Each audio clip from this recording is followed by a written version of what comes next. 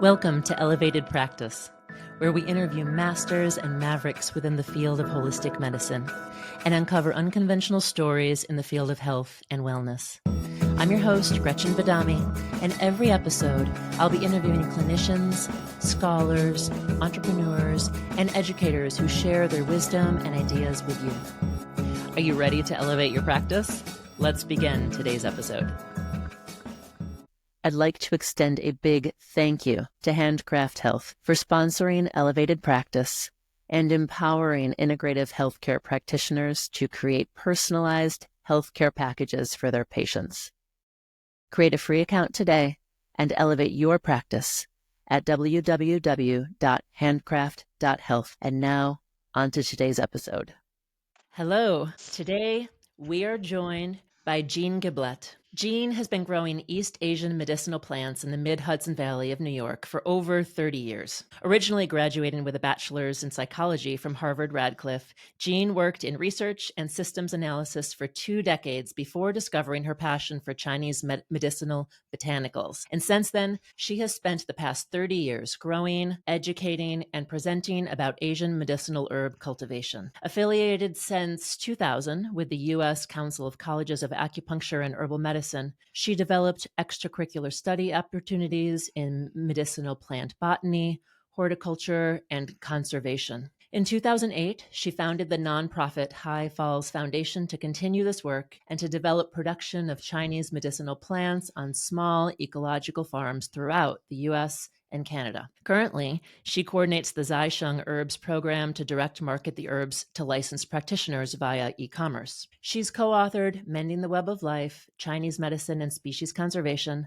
published numerous articles, and given scores of presentations on medicinal botany and conservation over the past 3 decades. So last month, I attended a roundtable discussion, including a dozen or more domestic herbal garden cultivators and botanical experts discussing current issues and brainstorming ideas relating to domestic herb production and potential expansion. Conversation was particularly timely and relevant, given the current geopolitical climate and its impact on the import and pricing of herbs from China and Asia in general. Now, these concerns that are being raised now by practitioners regarding cost and availability of herbal medicinals are concerns that Jean has been discussing for decades. And it's time now to bring our community at large into the conversation. So, Jean, my goal for today is to have you provide an overview of the history of domestic herbal production in the U.S., such as what efforts have been taken since the 90s to cultivate herbs, highlighting the experts who've been tending these farms and their regenerative farming practices, the network that you've created to educate and research and provide for practitioners, and also the advantages and the barriers to domestic herbal production. So welcome, Jean. Thank you. Thank you, Gretchen. To everyone who's listening, I hope to generate awareness and spark interest in our community at large to join in this conversation, and to provide this introduction to anyone who is a botanist, an herbalist, a farmer, an entrepreneur, a manufacturer, a researcher, or an educator to get involved. So with that lengthy introduction, Jean, I now pass the mic to you to tell us your story and give us this history. Thank you so much, Gretchen. I'm really pleased to be here. My personal story is that I discovered Chinese herbal medicine in 1993. The way things happen among human beings, it's never just one person who gets an idea. It crops up in different places throughout the continent or the world. It's like magic. I went into a Chinese herbal shop in New York, Chinatown. I was led to study with Jeffrey Yuen in New York.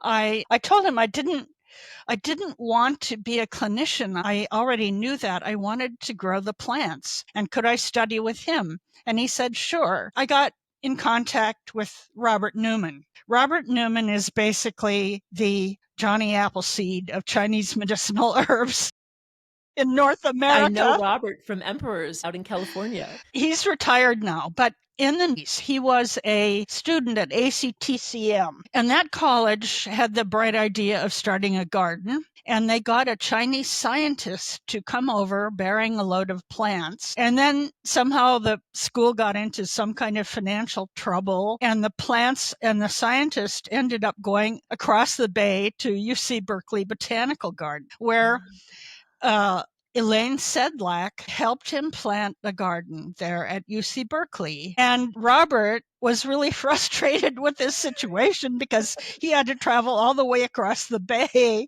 to see the plants. He couldn't stand that. So he started collecting seeds through botanical garden networks. This was in about 1990. In 94, after I determined that I wanted to grow the plants, I got in touch with Elaine Sedlak, who led me to Robert.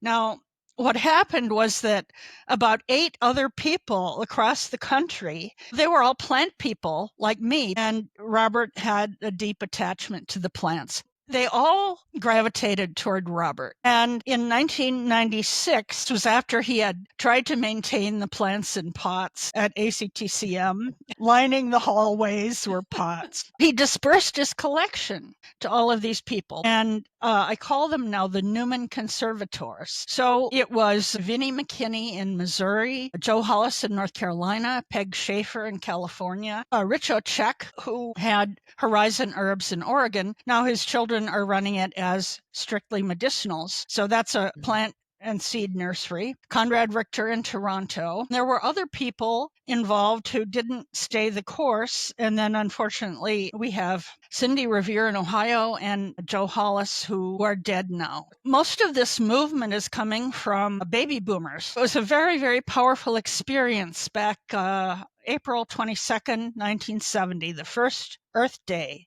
And the people who lived through that period remember that it was an intensely emotional time with a great deal of social expression in books, films, music. There was a kind of back to the land movement. People who had no experience in farming, they went out and obtained farms. A classic is Jack Lazor of Butterworks Yogurt in Vermont. He died in 2020. This guy grew up in Massachusetts. He was the son of a Monsanto chemist. Went back to the land with his wife Anne, and they founded Butterworks Yogurt, which is just a fabulous thing. This type of thing was happening all across the country, and it was all very local, and it was all underground grassroots. So it never really made the news, not through the 70s or 80s.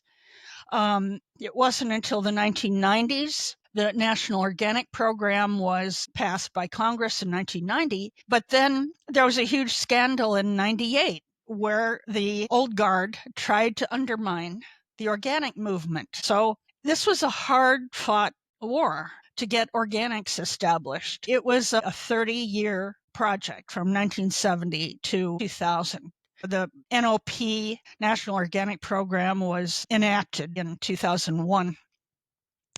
So at the same time, and I believe that these are distinctly parallel social movements, there was organic agriculture, but there was Chinese medicine. 1970, you have a clear beginning there. You have the journalist who was in the advance team for Nixon going to China in 71, got acupuncture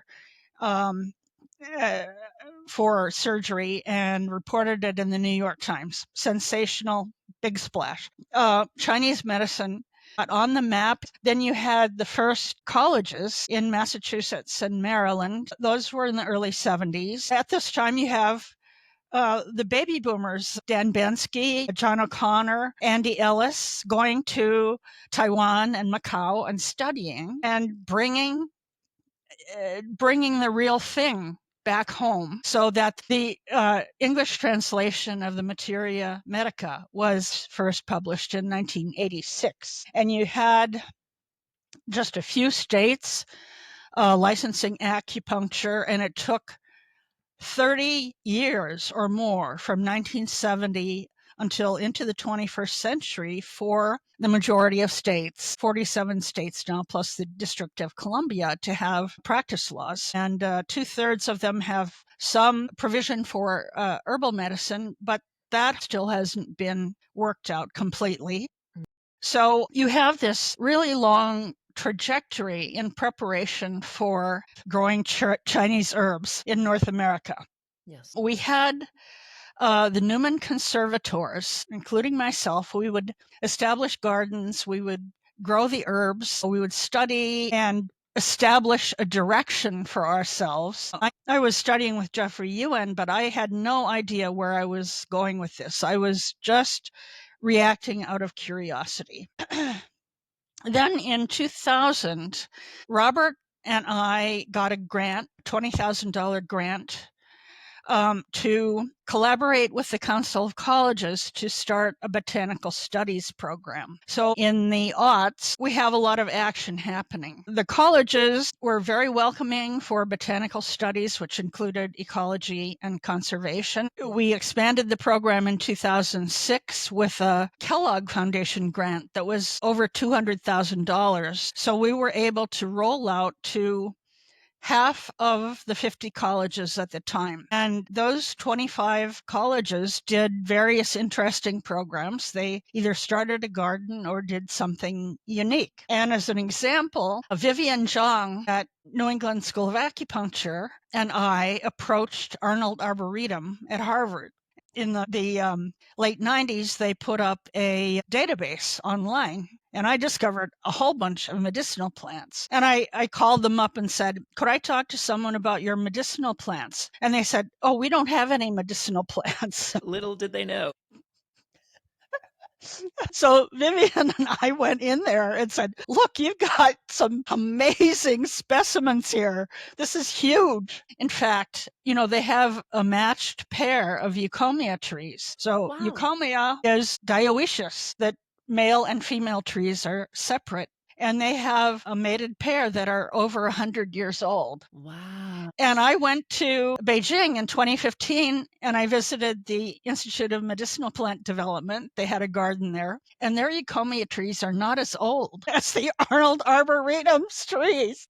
Wow. But when the Arboretum management found out that it was the bark that's used as the medicinal, they said, oh, you can't put that on the map. We're afraid of bark strippers. For those people who are listening, if you don't remember the Latin, it's dugong, which is Comia cortex, the bark of the dugong. Yeah. Thank you. A very valuable medicinal. Yes, very valuable. The Arboretum had already realized that Chinese Americans in Boston Chinatown would come in and pick up the ginkgo fruit and take the ginkgo fruit. So anyway, they cooperated with us and we produced a map of their collection, a really spectacular collection. But fortunately, we have other botanic gardens who are now picking up the ball on Asian medicinal plants. I recently spoke with someone at Duke in North Carolina. Peg Schaefer in California, who's now retired, had grown out some of Robert's most rare species. And the two of them sold those plants to the Huntington in Los Angeles, who started a medicinal garden. I think they had the opening ceremony last year, 2024. Yes. So for our practitioners out there and those interested, we have more opportunities to really meet and greet the plants, fortunately. And this can be developed further in the future. So anyway, here we are back in the 2000s, and there's a lot happening. The U.S. Fish and Wildlife Service got concerned about ginseng and black bear poaching. Now, ginseng, is on the Convention on International Trade in Endangered Species, CITES, it's called. So they funded a project. The American Herbal Products Association and several international conservation NGOs got involved. And we had a conservation conference in 2002 in New York City. And a book was published in 2006. And this is the Mending the Web of Life.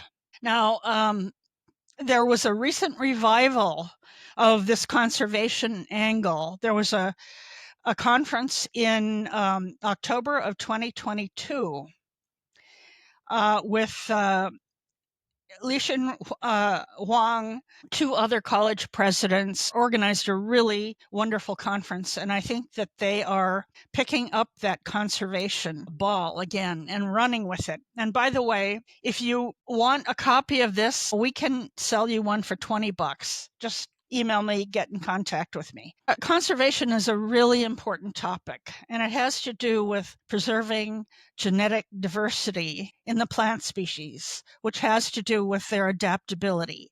So we can have that conversation at some future point. But conservation is a really important part of the work we do. On the grower side, there were several people trying to grow Chinese herbs, thanks to Robert and the conservators. And there was a big herbal products boom and bust in the late 90s. And some of the farmers got screwed. I personally know a farmer that was left with a whole field of valerian that had to be plowed under because the product makers came to the farmers and made all these promises and said, we'll sell anything you can grow. And then production went offshore to low wage platforms within a couple of years, and there were some really angry farmers. So we organized the Medicinal Herb Consortium, as it came to be called, right about the turn of the century. And there were 5 grower groups in different states involved in that. So we were trying to figure out, how do we grow herbs and be able to sell them and make a business out of it? And we hit on the idea of selling Chinese herbs direct to licensed practitioners. So we got a grant from the USDA, $150,000, which we matched. So it was a $300,000 project to do a feasibility study. This was a really interesting project because we did surveys, focus groups, interviews. We presented our samples, and people just flipped over the samples. The quality was so stunningly advantageous, and you could just see the price resistance dissolving. Yeah. So the conclusion of this feasibility study is really what Zaicheng Herbs is attempting to carry out right now. And we'll get into that when we get up to the present time. But that feasibility study was really important. For those who don't know, every state has an agricultural university. It's under the land grant program, which was founded after the Civil War. These universities have a load of resources that's been developed over 150 years. And there are varying degrees of, let's say, devotion to the idea of preserving small farm, independent farm access to crop development.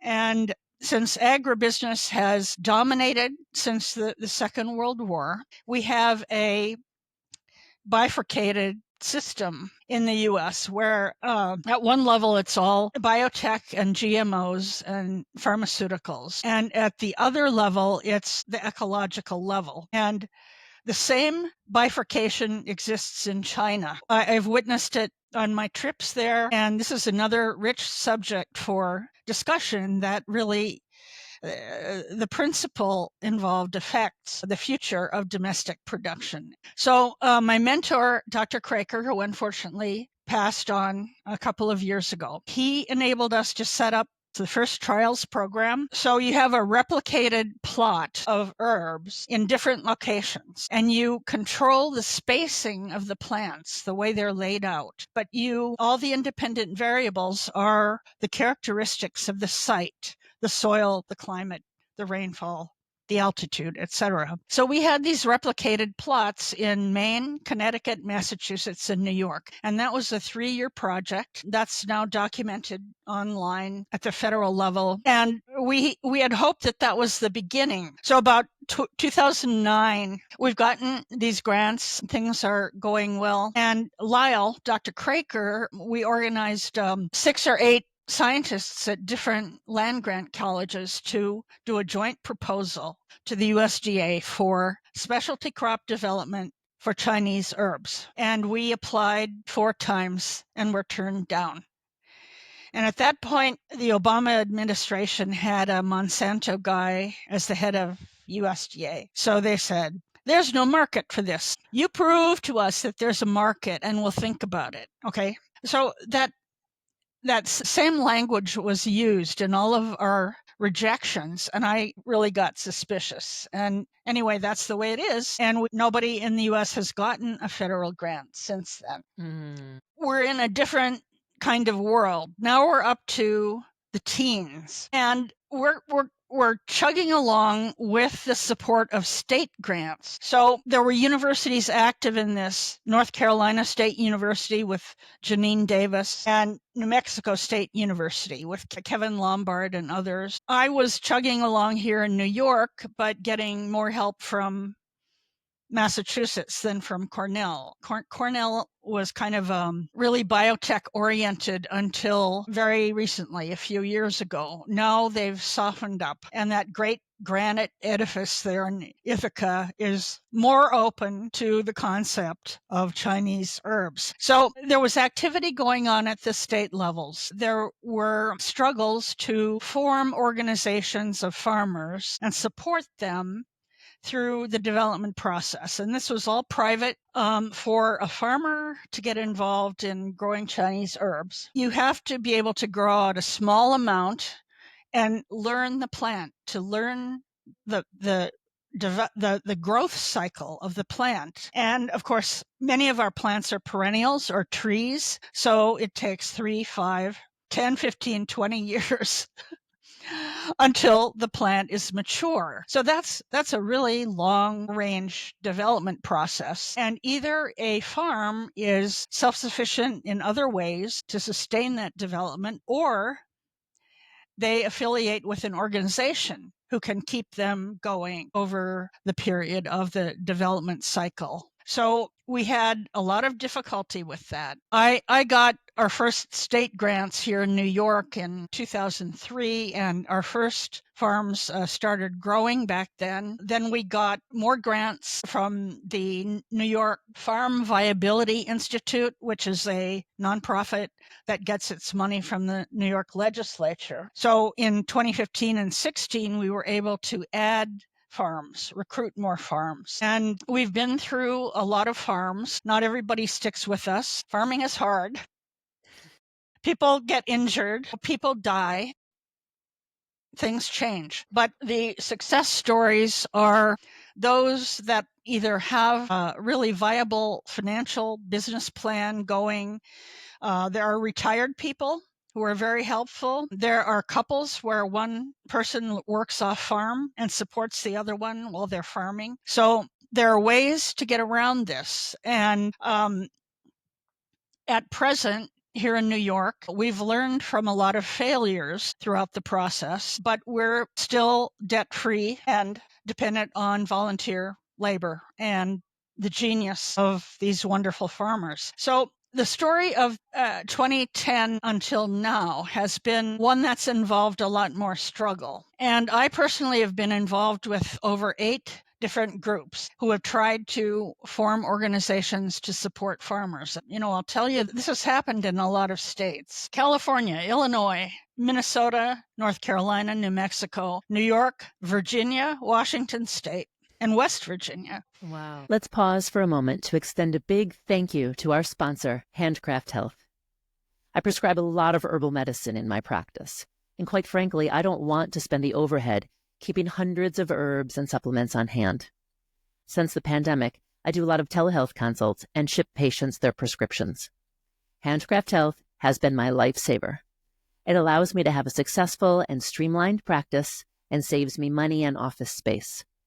I am not tech savvy, but the platform is really straightforward for me to write and easy for my patients to pay online and receive their orders at home. It's free for practitioners to open a Handcraft Health account. It's just handcraft.health and only takes a few minutes to sign up. It's one of the easiest choices you'll make to do what you do best. And now, back to our episode. It's been difficult, and the most spectacular failure was in 2018 of the Blue Ridge Center, which beginning in 2013 had raised over $1 million for their grower program. And I was acting as their consultant. I didn't see it coming, but what happens is if you've got a small nonprofit sustaining a group, the federal and state funders are still not conscious of perennial polyculture.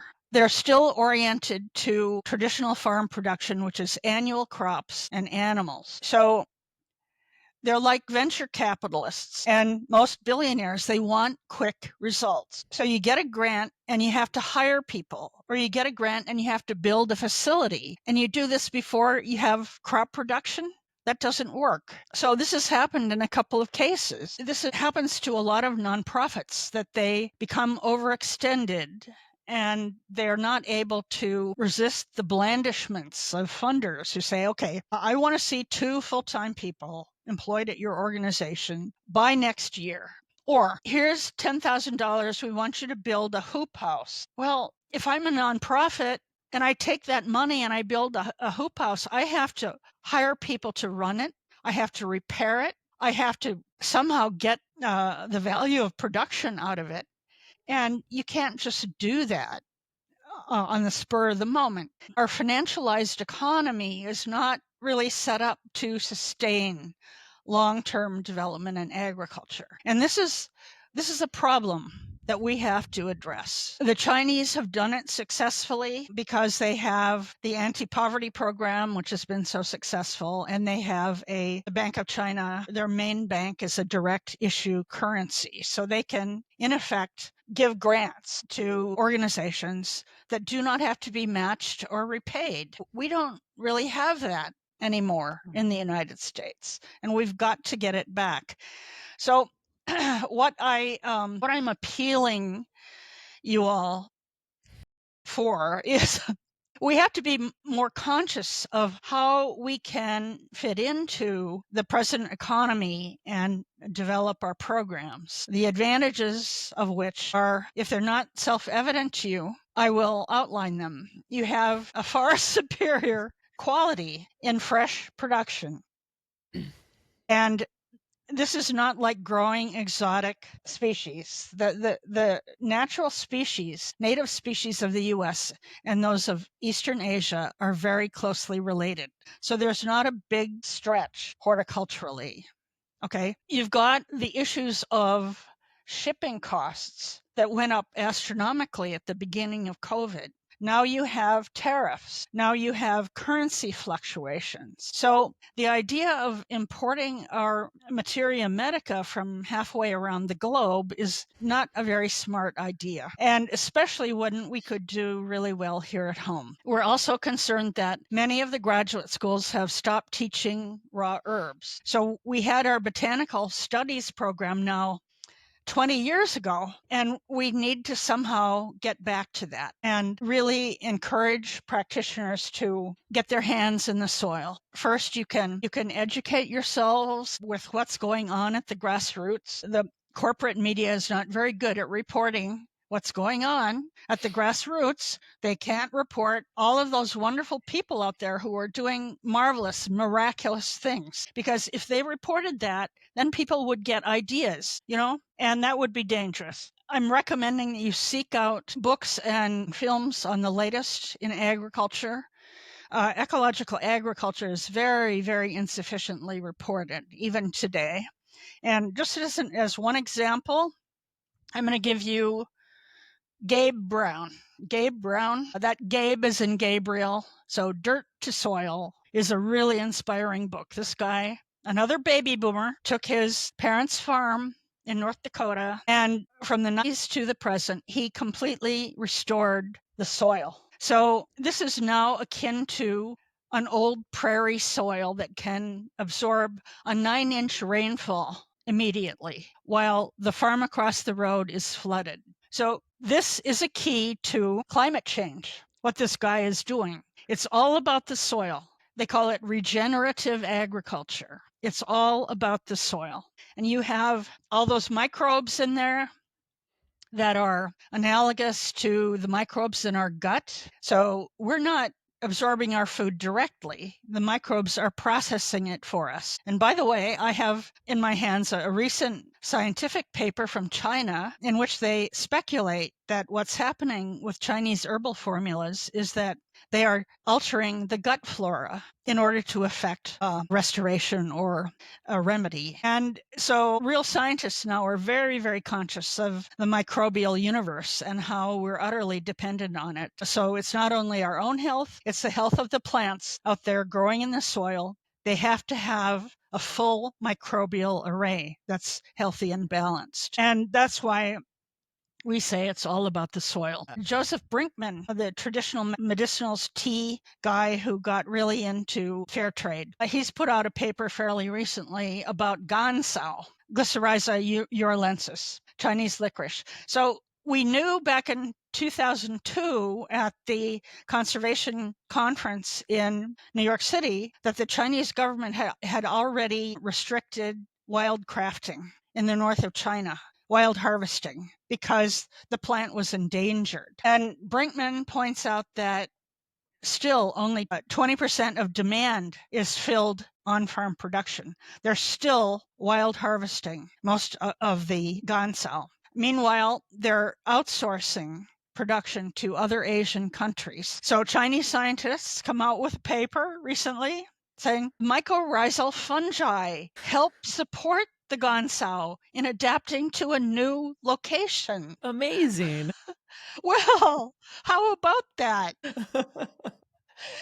So real science is moving in our direction, and that is great satisfaction to me. And it is, as I say, you can't rely on the New York Times to report these things. You have to be able to seek it out online or in books and podcasts. My hope is that these wonderful people who are working out there will be recognized. There's no good reason to fear because there are so many good people. And I tell you this with all my heart. One of our best farmers, Sue Decker, she's on the board of High Falls Foundation. She grows 250 different vegetables every year. Her farm is in my county. I've seen her work with a crew. She's unbelievable. She is just the most amazing farmer. And I bring a crop to her. We analyze it together. We try some of it. She gets actively involved in the development. She makes creative suggestions, and she does a fabulous job. And then she donates all of the proceeds back to High Falls Foundation. So, I mean, Gretchen, people are there are so many really good people out there. And committed people. You've been doing this now for over 30 years. Yeah. Robert, I know Robert, he has had his heart in with the herbs since he was a young man. And Yes. And everyone who you're mentioning, these are people who have been dedicated. But as you've mentioned through telling this story, there are major roadblocks, major hurdles within the system that are preventing all of the hard work and the dedication from moving forward to the next level. So what I wanted to do is thank you, first of all, for giving this history, because I don't think that many people, at least many people of my generation and the people younger than me, know this. And what I've noticed recently through social media platforms and groups and through discussions I've had with colleagues, and of course, due to the recent geopolitical climate and going back to COVID as well, people are now recognizing and acknowledging the limitations with relying upon only imported herbs. It's just it's not sustainable, and it's not a good long-term strategy for the security of our medicine. I don't think that anybody is suggesting that we should or could rely only on domestically grown herbs, Right. but we need to start putting the infrastructure in place so that we can have some sort of a combination of both. I think that's what I I'm hearing agree. from you, and that sounds logical. Yes. And there need to be so many people becoming active to participate in this process, to legislate for this, to push for this, to provide the research and the support and the finances and all of the pieces to somehow start having this moving in that direction. And so that was my goal for the first part of this series. I think this will be at least a 2-part series, if not more, but was to have you provide this background first and foremost, so that people know what has been done up until now. I have a few questions and then one story to share myself. Yes. My first story to share for our listeners is I first met Jean when I was a student and I attended, I guess I would just call it an herb camp or a summer externship at High Falls Gardens. I was in Chicago and I had first started my Chinese medicine education. I had first started studying acupuncture and herbal medicine at Pacific in Chicago. And I somehow got wind. I don't remember how I got wind of this. Maybe you came and lectured or someone told me about it. I don't remember. Those internships were part of the botanical studies program. So we advertised them in all the colleges. And they ran from 2006 until 2012. And a total of maybe 60 students were involved. And like you, that experience made an indelible impression. Yes, I was really into herbs and herbal medicine. Those who have been my students know that I always say, well, acupuncture is great, but really herbs is where my heart is. But I went and I studied with you. It was just for a week, but I got to work in your garden and pull weeds and dig and help with a harvest. I don't know if I told you this, but I have a forever scar on the middle finger of my left hand when you gave me a very sharp knife. And I should have said something at the time, but I had a sharp knife and I was taking the cortex off of the philodendron, huangbai, for those of you who in the damp heat category, huangbai. I was scraping off the bark and I scraped right through to my finger. So I have a permanent reminder every time I use my left hand. We all got to stay together, this group of students, and just sit and listen to you and have you tell these stories and talk about the gardens and dig in the dirt and smell the soil and see the plants growing and help with some pau jure, some preparation of some of the herbs. And for anyone who's interested, I don't think you're currently running the programs at this point, but people who want to go down to Philmont, New York and see your garden and see what you do, it's really an amazing experience. And so I think that experience solidified, for me at least, how important the herbs were and really hit home the idea of the herbs, this herbal medicine. These are real plants. This is organic material that we have to honor and nurture and cultivate as we are then dispensing it to our patients. So, it was an amazing experience that you had these herb camps running for these number of years. So thank you. Well, we're not running them anymore. They're very expensive at this point. I can imagine. Very expensive. Also, most of our farms, including mine, are not set up for agritourism. So that's a problem. That could be a course of development to really find a farmer who's willing to host an opportunity like that. It may be possible in different states, not only New York, but the experience was so important for all of you students that I think there has to be a way to get back to that.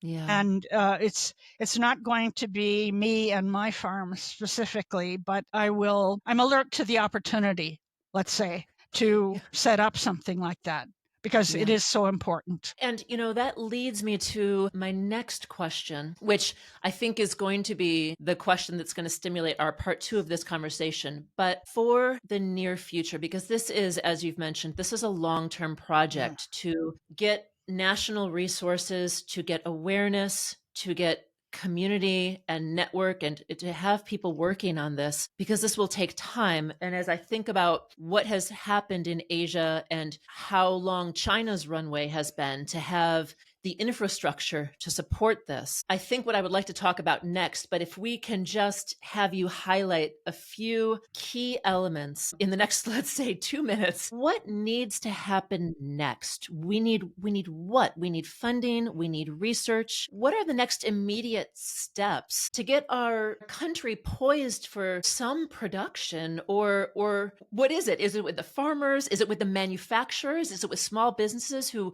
want to use these herbs, or is it with the individual practitioners? Where is? Well, that's an excellent question. And right now, Janine Davis, as you saw on that roundtable that was held recently, by the way, if any listener wants to review that, you can email me or email me and I'll give you the site and the passcode for that. Janine and others feel that the herbal products industry has to be goaded to lend more support. You have the importers of Chinese herbs like Springwind, New Herbs, others. Their business model is based on cheap produce from China. Okay. And once you have a business model set up, you can't easily adapt that to much more expensive domestic production. I don't know if help will come from the product makers and the importers, but at least they have to be challenged. I would also like to see the clinicians, at least some of them, get more into challenge mode and push back against the really bad pharmaceutical propaganda and junk science that we've been subject to, especially in the last 5 years. So that whole thing is happening. And again, it's under the radar. The New York Times doesn't want to report on this, but more and more people are starting to really seriously question the pharmaceutical worldview. And, I feel a little competent to mount a challenge against that because we have so much experience now from the agriculture side with the microbiome and also from basic botany. If you understand basic botany, you know that plant populations differ in their biochemical constituents from one site to 5 miles, 10 miles away. This is the natural world. And big pharma and Western medicine has led us into the idea that there are magic bullets for everything. So if we fall back on our basic education in traditional Chinese medicine, we know that's not true. That medicine is really a branch of diet. It's about the plants and the fresh air and the clean water and the environment. It's not about some magic bullet. So we have to get away from magic bullet thinking. We have to be able to challenge that. We have to be able to challenge the government to support traditional medicine. And that takes advocacy of type that I don't pretend to have the complete answer to that, but I would support anyone who attempted it. Now I've studied the situation for 35 years. And I'm basically a plant person myself. My high school job in Fargo, North Dakota, was working for agronomy graduate students at NDSU.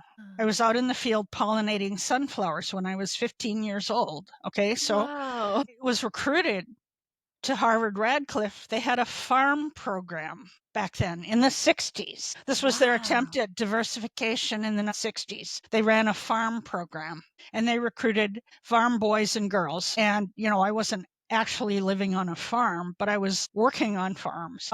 When I left home and went to college, I never thought that I would be back in agriculture, but you can take the girl out of the farm, but you can't take the farm out of the girl. That's the way it goes. That's just life. It was in there.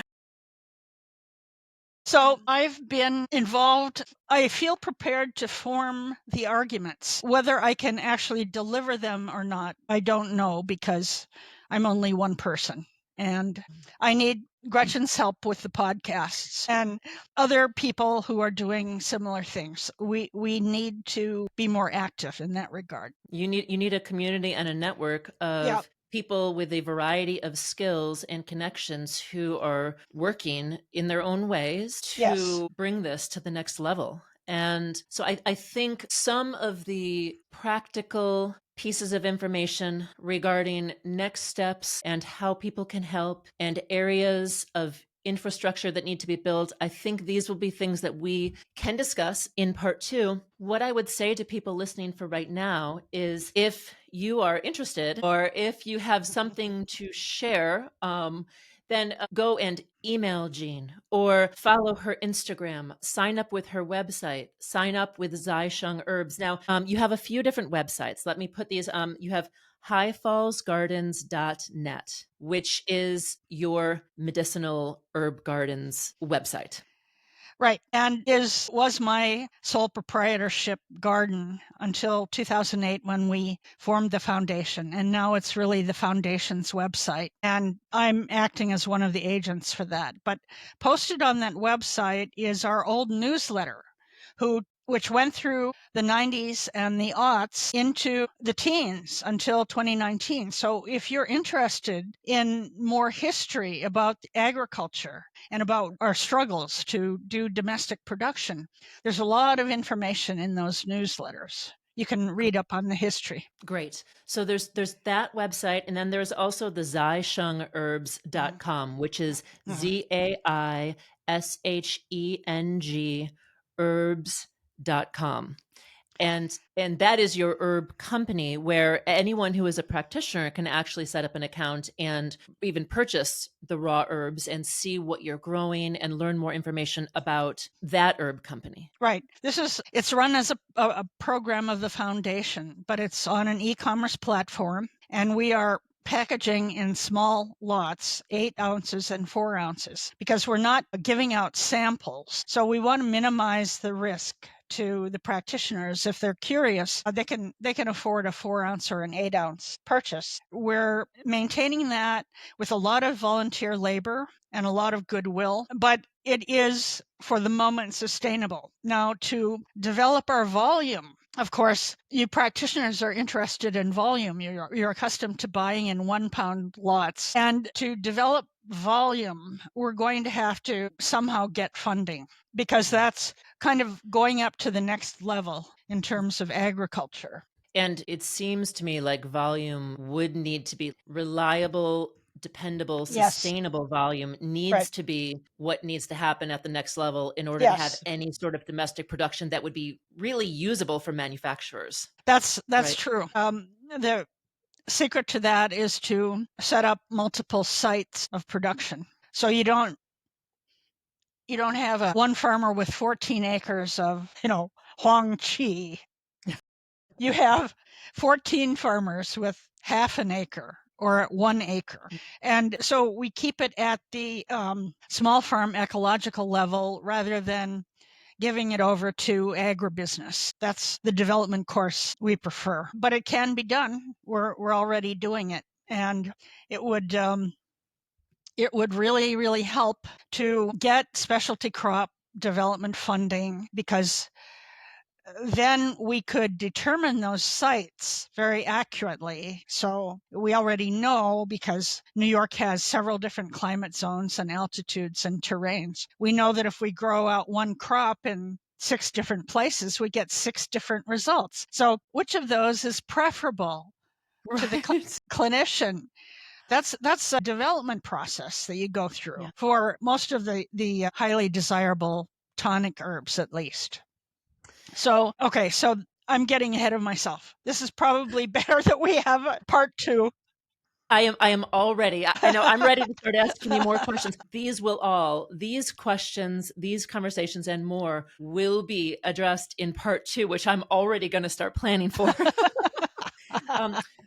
For our listeners, stay tuned. Probably by the time we air these, maybe we'll even air one right after the other. But there will be a part 2 that will go more into conversations about these questions and interesting thoughts and considerations when talking about domestic herb production. But at this point, I am glad that in this first part 1, we did cover so much about the history and raise some of the questions and concerns which people need to start thinking about right now.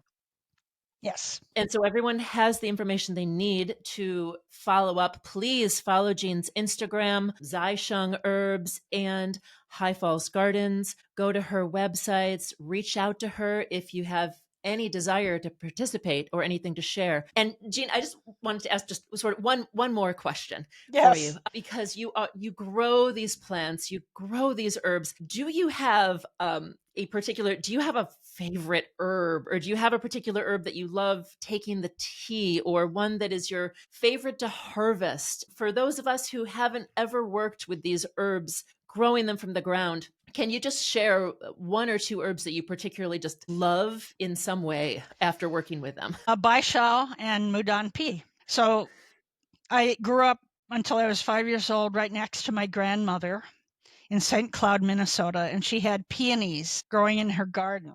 And I have loved peonies since I was a small child. So they're absolutely wonderful plants to work with. The aroma of the roots, it's like the greatest perfume. Wow. And of course, their beauty is just beyond belief. So, yeah. That's the peonies. Thank you for sharing that. And I'm just imagining now, I know what the roots smell like, but I'm just imagining this fragrance. And, what an amazing experience that you have dedicated your life to working with these plants in their medicine and in all of their magic and all of their power. Thank you. Thank you. Thank you for being here with us today. And thank you for sharing this history that you have such an intimate and personal connection with. And to our listeners, stay tuned for part 2. That's all for today's episode of Elevated Practice. I'd like to express my gratitude to our guests today and always for sharing their wisdom with all our listeners. I hope you were able to take away some insights, practical knowledge, or inspirational ideas that you can apply right away to elevate your own practice.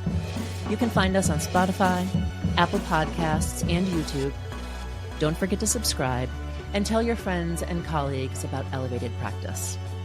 If you have an idea for an episode or a recommendation for a guest, please respond in the comments or message me, Gretchen Badami, directly through social media.